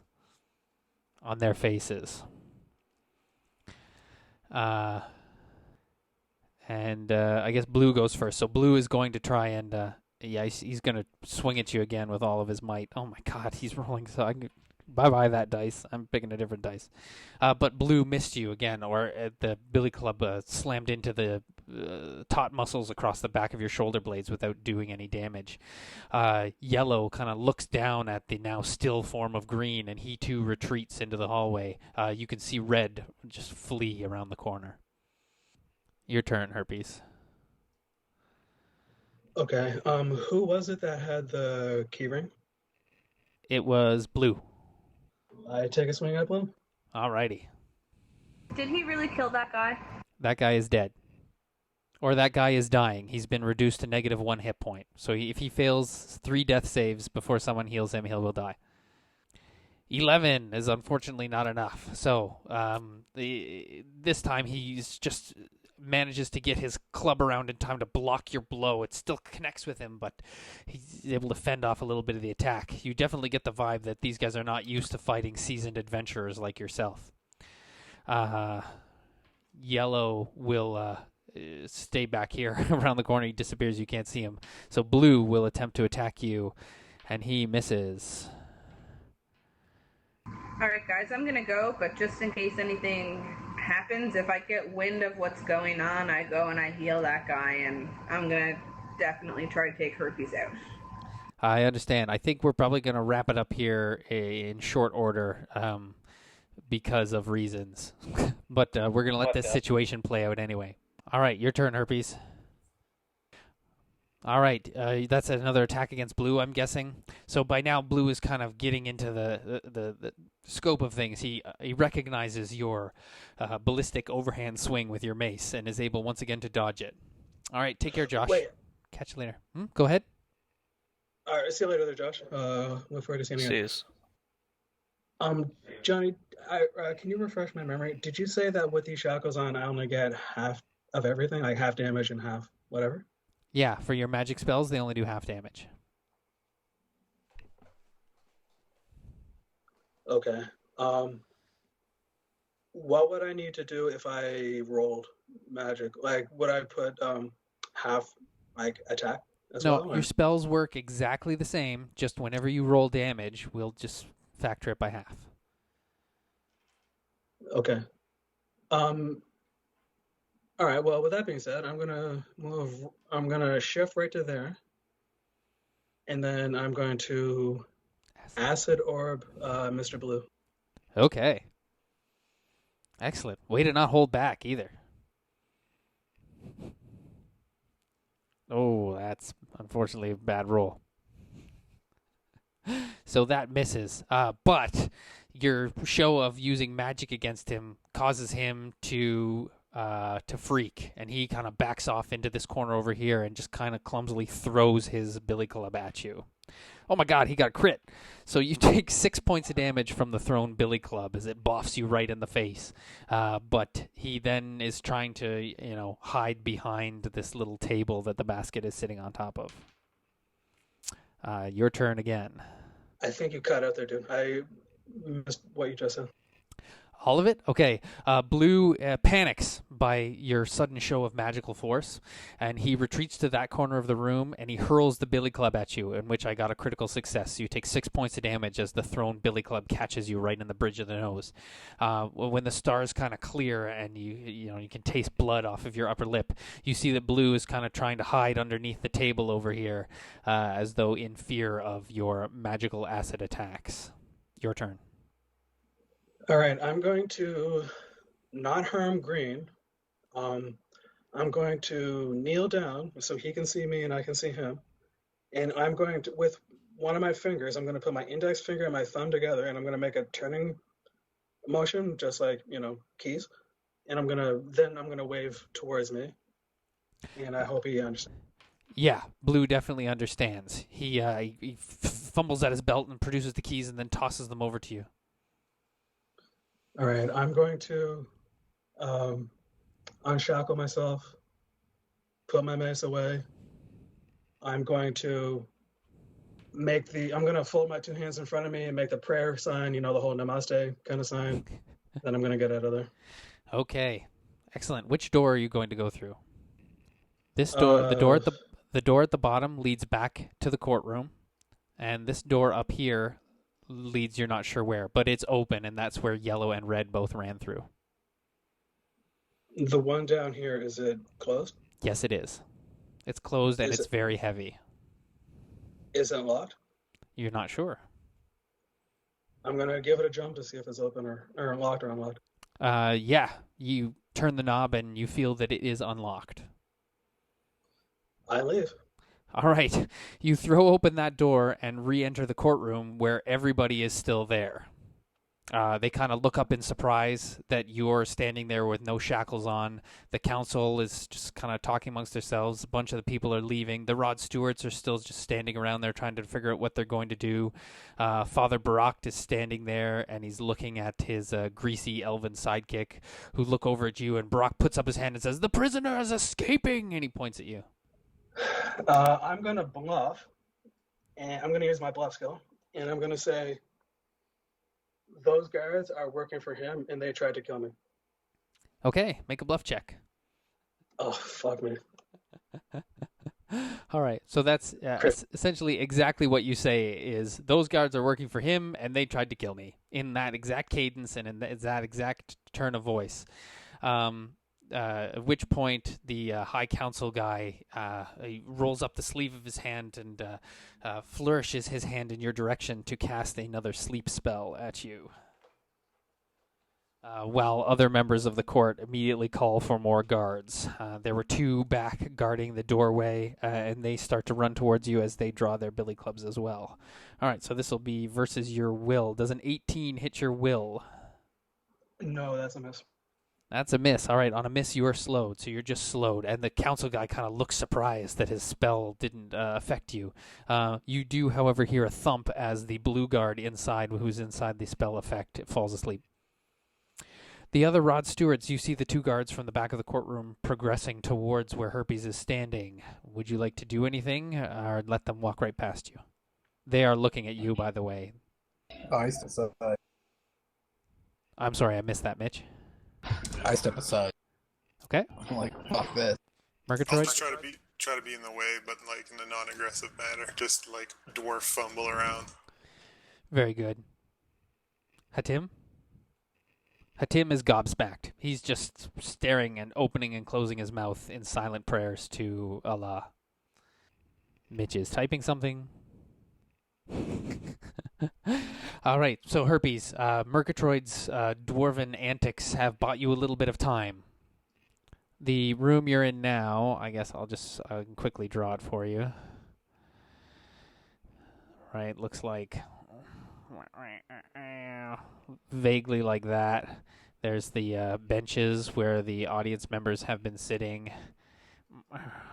There's the desk where you guys are sitting. Here's the long table, and here's like a little boxy cage type unit over here. You can remember seeing a door over there, and there was a big door here, and this whole side is windows, big glass windows that look out into the nighttime air. There's one of those small little Dutch doors right here. Okay. I'll just grab 2 more guards here. Okay, I'll, as quickly as I can, given the circumstance, make my way towards the other guys and try and be with them. Okay, just a second. I got to figure out the hit points for these 2 guards. Excellent. So it's your turn, and this is the layout, and we'll say it's to scale, so you can move your movement rate. The other Rod Stewards are, you guys can grab yourselves and put yourselves where Vince is at. Murgatroyd is in the aisleway here, dwarfily slowing down these guys. Yeah. It's your turn, Herpes. So since I'm slowed, my speed is 2? Correct. But you can double move, which will give you a movement of 4. All right, I'll move to there. Excellent. And your shackles are... Whatever. Your shackles are off now, too. So the guards look to you, and they say something in Elvish, which you can't understand. But, Mitch, you understand as they're saying, "Halt, prisoner." I'll have put my mace back on my belt by that point. That's fine. They are both brandishing their truncheons. So on White Guard's turn, he's going to step forward and engage you. Murgatroyd, are you going to do anything to stop them? You're going to have to actually physically do something to stop them now. They've elvenly, gracefully danced past your dwarfen antics. Okay, yeah, they're both past me now. Yeah. Okay, I'll just go back. You bought Herpes around, but they're closed on him now. So they will both draw back, and I rolled 2 d20s, and I rolled a 3 on both of them. So both of them draw their clubs and swing away at you, Herpes, but they both miss. Your turn, Herpes. Okay, I'll move over there. Oh, sorry. At the end of your last turn, you should have saved to get against the slowed. So just before you move, save versus being slowed. And that's just a straight d20 roll, right? Correct. You are. Oh, you're making it now. Yes, you're no longer slowed. So yeah, we'll just put you back where you were, and you can move as well. These lines that go across are pews and considered difficult terrain. So if you go along the top or along the middle here, that's free movement, but you can't actually move through these lines. It's all difficult terrain. Okay, cool. Thanks for the heads up. So I'll just move, kind of right over there, I guess. Oh, and I'm going to, if I can remember how, take a screenshot. Okay, so Herpes, you disengage with them and run around, which means one of them is going to get an opportunity attack against you, but he misses. Truncheon bouncing off of the wooden pew as you kind of skate around. They both turn and shout at you, though, and Tim gets to go. Seth, are you there?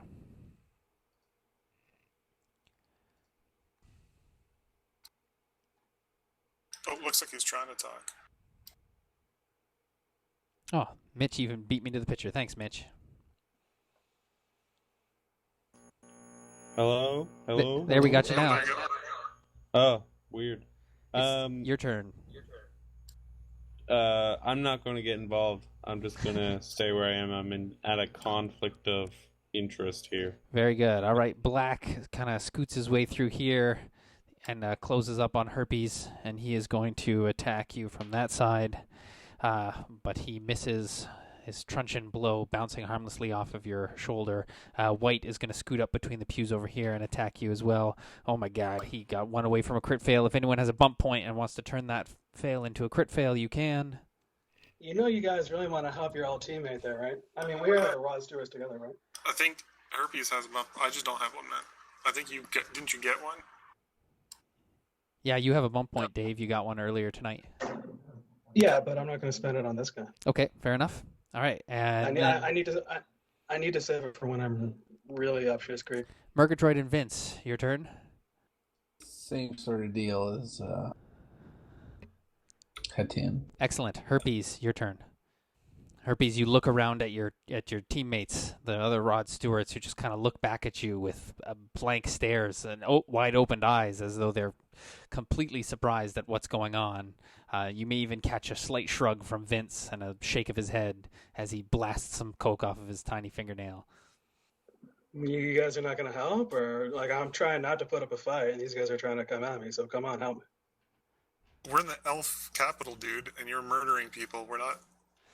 Like, I'm trying to get away. I'm trying not to hurt people. These guys want to exile me. Okay, fine, let me go. But at least you guys can hold these people off and like make a wall or something and just let me go. If you guys don't want to help otherwise. Herpes' pleas for assistance seem to fall on deaf ears. Is this the door right there? Yes, that is a big double door, which is actually standing open right now. And you can smell the nighttime air outside it. All right. It's not my turn, at all. Yeah, you guys have kind of been holding action, so whenever any of the three of you want to jump in, you can do it. I'll be like, I'm getting out of here, and then I'll run out. And can anybody see me out here? Yeah, there's quite a large crowd of people out there. They were all kind of leaving, but once this commotion started to go on inside the courthouse, people have kind of turned around. You can also see out into the street another 5 guards heading back towards the courthouse. When I get to here, I'll drop to my knees and start screaming and holding my head. And okay. I'll use my teleport to swap places with Herpes. So he'll end up outside. Okay, excellent. And I'll be inside. And I'll be like, that magic I've never seen before. I'll like where I am. Beauty. All right. Murgatroyd and Hatim, you want to jump in there? Can I just intimidate them? Yeah, you can try. Be like, leave my friend alone. He didn't do anything wrong. Make an intimidate check, please. So you say exactly what you said in exactly the tone you said it. Which unfortunately does not intimidate. They kind of look back at you. They don't even speak Anurian, which is probably what you were speaking. Right. And so dwarf. they pretty much just ignore you and then turn as though they're gonna. I guess they can kind of see through the open doors where Herpes is. I'll tell them in Elvin. I'll point at Herpes and be like, human magic. Excellent. They look like, and then I'll collapse again. They look like they're about to begin chasing him down as well. Herpes, your turn. You're standing at the top of big stairs that lead down. You're kind of in the center of town. Not far from here is the gigantic tree of life. There's streets off in every direction, and you see off to, let's say, the left, a group of 5 more guards kind of closing in on the situation. They don't know what's going on, so they don't have their weapons out or anything like that, but they are, everyone in the crowd is kind of pointing towards the courthouse, and now that there's a human out there, they're pointing at the human. So you say it's more out towards this way? Yeah, that's where the guards are coming from. What, in passing, what looks like would be my best way of escape? Not towards those guards. Right? Okay, You've done a little bit of walking around the city, so you kind of know a little bit of it. Yeah, you can run that way. Because I was going to say, if I dart out to the front and then maybe down towards this way, will that get me kind of out of town? Yeah, you're in the center of town, so any way you run right now is leading you towards the outskirts of town.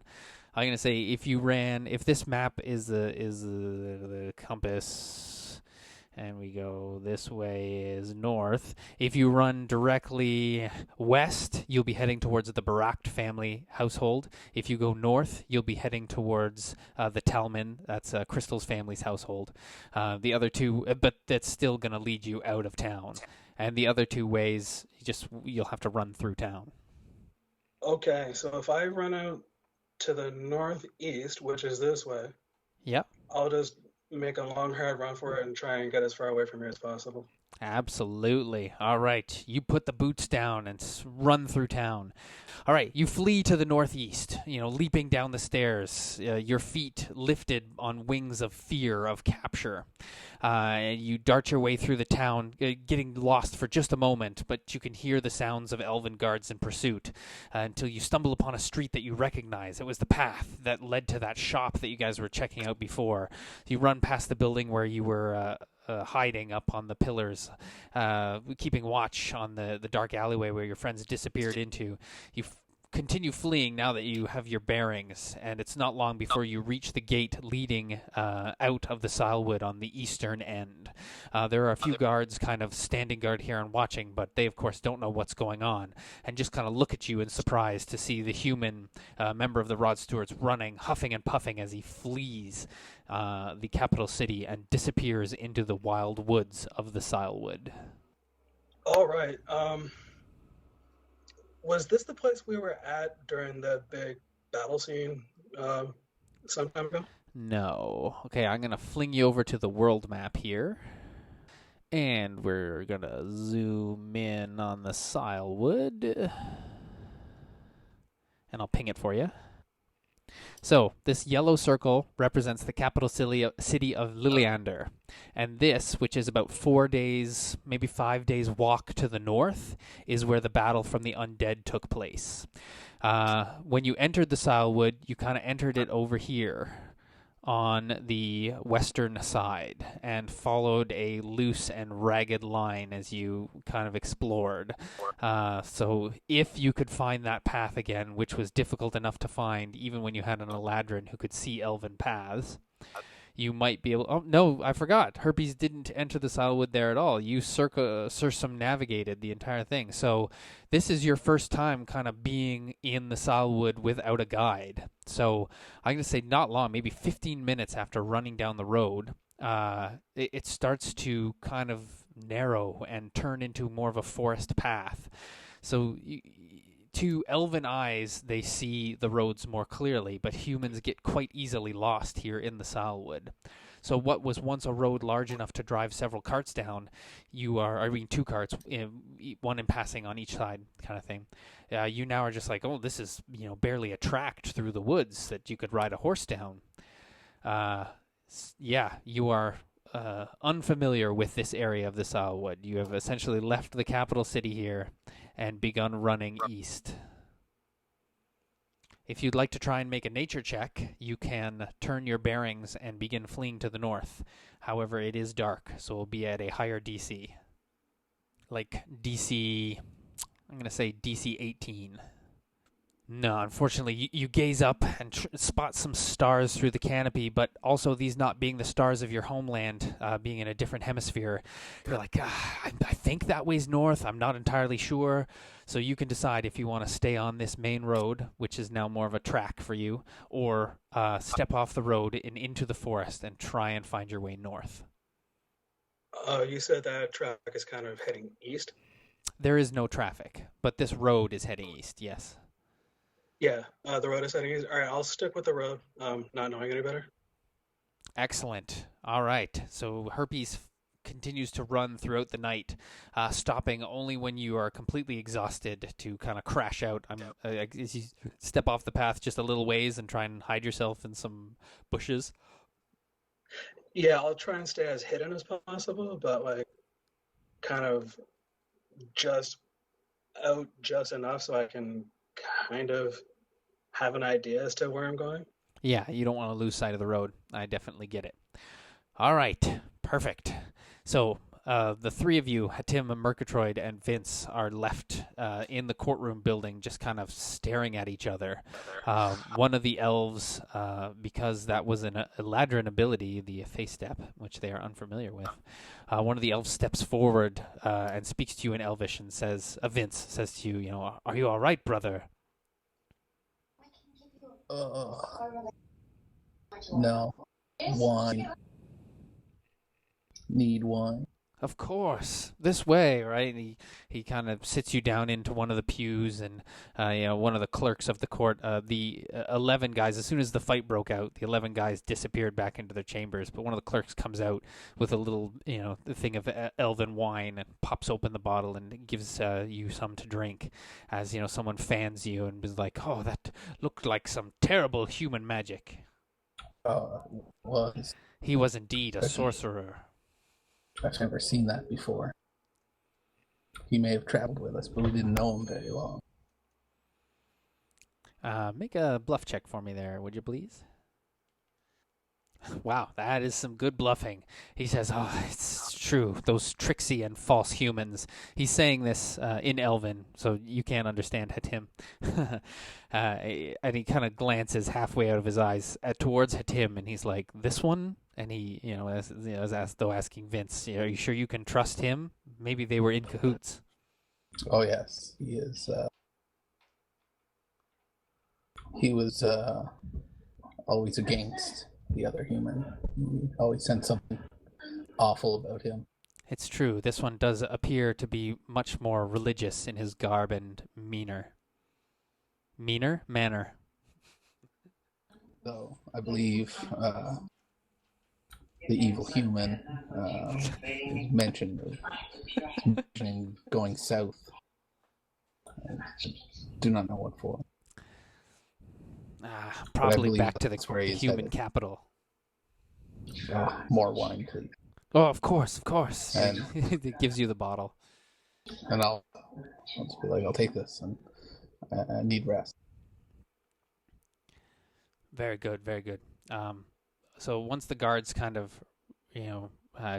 give up the chase, you can see the blue guard here. He kind of woke up, and then you can hear him, trying to revive the green guard, and then there's the sound of, some commotion and things like that back in there while you're recuperating. I'll tell Hatim to go revive the guard or whatever. Hatim can do that, can he? Yeah, I have an encounter power. All right, Hatim, you start to approach, and right away the guards, draw their weapons and point them at you. And they say in Anurian, no, they can't speak in Anurian. They say in Elvin, "Go no further, human." I'll be like, he's there to help. Yeah. I'll just like put my hands up and be like, I don't know, rub my palms together and like. No, maybe I won't do that. Yeah, I'll just like put my hands up and be like, I'll tell them he's a healer in Elvin. All right, the blue guard steps out and angrily says, "He is beyond your help." I'll be like, he may be human, but trust in his abilities. He's been He saved my life more than one. All right. Because it's an Eladrin saying it, they have this. I'm glad we hate everyone. The elves though have this deep ingrained, um, bizarre either loyalty or complete fear for the Eladrin, so they will part and allow Hatim through. Although Hatim, when you enter the small room and look at the green guard lying there, you can see that he is beyond your help. He failed his 3 death saves long ago. So unless you have something that'll actually resurrect, no healing is going to fix this guy. Yeah, I kind of figured that he was dead, but yeah, I'll just like pray over him, and like if his eyes are open or whatever, I'll close them and I'll whatever. Maybe take a little bit of oil and like put it on his head or something.